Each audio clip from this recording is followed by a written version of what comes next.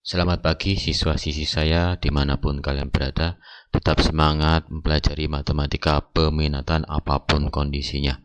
Kita lanjutkan materi terkait rumus jumlah dan selisih sinus dan kosinus, masih dalam bagian trigonometri analitik. Materi pada video kali ini saya ambilkan dari buku matematika kelompok peminatan untuk SMA MA kelas 11 MIPA, penulisnya Bapak Sukino, penerbitnya Erlangga. Rumus jumlah dan selisih sinus dan kosinus memuat 4 rumus. Yang dijumlah adalah sinusnya, yang diselisihkan juga sinusnya, atau bisa kosinus dijumlah dan diselisihkan. Pada sumber lain, ada juga yang menuliskan bahwa bentuk setengah dari A plus B adalah A plus B per 2. Demikian juga untuk setengah A min B adalah A min B yang dibagi dengan 2. Jangan bingung terkait rumus-rumus ini. Pada dasarnya rumus baru ini berasal dari rumus-rumus yang lama, ya, dengan sedikit menambahkan operasi matematika sehingga didapatlah rumus baru ini. Kita akan membuktikan rumus yang ketiga melalui contoh soal di nomor 1. Buktikan rumus jumlah kosinus cos A plus cos B sama dengan 2 cos setengah dari A plus B yang dikali cos setengah dari A min B. Nah, ternyata rumus ini itu diambilkan dari rumus sebelumnya, yaitu rumus perkalian sinus dan kosinus yang bisa kalian lihat di video YouTube ini. Di mana rumus yang ketiga mengatakan 2 cos alfa cos beta sama dengan cos alfa plus beta yang ditambah cos alfa min beta. Kita ngambil rumus ini karena apa? Karena di sini ada bentuk penjumlahan dari kosinus dan sesuai soal bahwa kita harus membuktikan jumlah kosinus ini. Oke, langkah selanjutnya adalah kita misalkan bahwa sudut A itu adalah sudut yang berasal dari penjumlahan sudut alfa yang ditambah sudut beta. Kita beri nama persamaan pertama. Kemudian kita misalkan lagi sudut B adalah hasil pengurangan dari sudut alfa yang dikurangi beta. Kita beri nama persamaan yang kedua. Apabila sudut persamaan pertama dan kedua ini kita jumlah, maka tentu saja kalau dijumlah betanya ini akan habis atau tereliminasi. Sementara alfanya akan jadi 2 alfa, kemudian ruas kanan tinggal dijumlah saja yaitu A plus B. Sehingga dari bentuk ini kita bisa membuat alfa, ya, membuat bentuk lain yaitu alfa adalah setengah dari A plus B. Nah, kita namakan persamaan yang ketiga. Kemudian dari dua persamaan ini coba kita kurangkan I1 dikurangi I2. Tentu saja hasil pengurangan itu akan menghilangkan atau mengeliminasi alfa karena ini tandanya sama. Sementara untuk beta hasil pengurangan tersebut akan menjadi 2 beta. Kemudian untuk ruas kanan A min B, pengurangan tersebut kita tulis A min B, sehingga beta bisa kita ubah dalam bentuk setengah dari A min B. Nah, ini kita jadikan persamaan yang keempat. Nah, kenapa kok kita misalkan tersebut? Karena ini. Jadi alfa plus beta akan diubah menjadi A sesuai soal ini. Kemudian alfa min beta kita ubah jadi B, kita substitusikan jadi B. Kemudian untuk alfa yang di sini itu kita ubah jadi setengah dari A plus B. Nah, ini contoh soalnya seperti itu.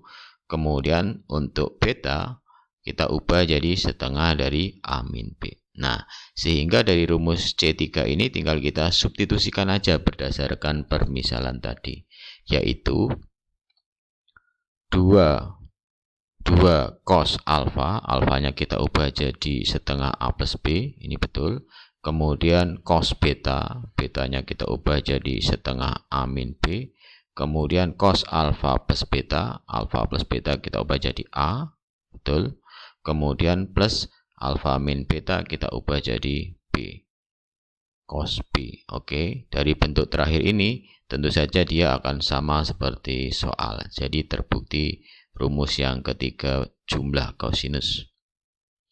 Kita lanjut contoh soal kita akan coba membuktikan rumus yang lain dengan cara yang sama, maka bisa kita buktikan rumus-rumus yang lain, yaitu rumus jumlah dan selisih sinus dan kosinus. Tentu saja rumus ini berasal dari rumus perkalian sinus dan kosinus C1, C2, dan C4. Permisalannya sama, tetap ini ya, alfa plus beta sama dengan A, kemudian alfa min beta sama dengan B, sementara persamaan I3 dan I4 juga sama. Dan tentu saja rumus-rumus D1 ini kita dapatkan dari rumus C ini yang disubstitusikan sesuai persamaan ini, yaitu untuk alfa plus beta kita ubah menjadi A, kemudian untuk alfa min beta kita ubah jadi B, sudut B, sementara untuk alfa di sini kita ubah menjadi setengah alfa plus beta, kemudian terakhir untuk beta kita ubah menjadi setengah dari A min B. Nah, tentu saja rumus-rumus ini adalah rumus jumlah dan selisih sinus dan kosinus, rumus baru pada materi video kali ini. Oke. Kita coba mengaplikasikan rumus-rumus tersebut untuk menyelesaikan contoh yang kedua. Buktikan bahwa sin 3x min sin x per cos x min cos 3x adalah sama dengan kotangen 2x. Tentu saja kita startnya adalah dari ruas kiri. Biasanya dari bentuk yang lebih rumit disederhanakan sampai bentuk yang lebih simpel atau lebih sederhana, yaitu ruas kanan. Tentu saja ada banyak langkah matematis yang bisa dipertanggungjawabkan. Langkah yang pertama, kita lihat bentuk pembilang adalah bentuk pengurangan atau selisih dari sinus. Maka kita gunakan rumus selisih sinus, yaitu 2 kosin. 2 kosin. Nah, ini kita manfaatkan bentuk yang tadi ya. Jadi A plus B per 2, ini A plus B per 2 dikalikan sin selisihnya dibagi 2, yaitu 3x min x yang dibagi 2. Sementara bagian penyebut ini adalah selisih kosinus, cos min cos adalah min 2 sin sin. Yang sudut yang depan adalah dijumlahkan dibagi 2, sudut yang belakang dikurangkan dibagi 2. Kita sederhanakan, tentu saja 2 ini bisa kita sederhanakan, sementara tersisa min 1 di penyebut. Kemudian untuk yang hasil dari operasi ini adalah 2x, sementara yang itu adalah x. Kemudian yang bawah ini adalah 2x, sementara yang sini adalah min x. Sehingga bentuk yang bisa kita sederhanakan adalah ini. Nah, coba perhatikan bentuk sudut negatif ini. Hati-hati dengan sudut negatif. Kita punya persamaan bahwa sin min x itu adalah sama dengan min sin x. Jadi sin min x kita ubah dalam min sin x. Sehingga ini adalah min 1, sementara ini kali min 1, jadi hasilnya positif. Maka bentuk terakhir ini bisa kita sederhanakan jadi cos 2x kali sin x per sin 2x kali sin x. Langkah selanjutnya tentu saja ada faktor yang sama bisa kita sederhanakan, yaitu sin x sama sin x. Sehingga yang tersisa adalah cos 2x per sin 2x yang tidak lain adalah kotangen 2x. Terbukti soal nomor 2. Soal nomor 3. Berapakah nilai dari sin 50 derajat dikurangi dikurangi sin 70 derajat ditambah sin 10 derajat? Pilihan ganda dengan 5 opsi. Oke, kita selesaikan. Langkah pertama adalah bertahap karena ini ada 3 suku yang dijumlah atau dikurangkan. Maka kita bertahap mulai dari suku yang terdepan dulu dan suku yang kedua. Kita selesaikan. Di sini ada bentuk pengurangan atau selisih sinus. Sin min sin adalah 2 kosin. Yang di depan adalah sudutnya dijumlah dibagi 2, sementara yang belakang sudutnya dikurangkan dibagi 2. Sementara suku yang terakhir sin 10x tetap di belakang.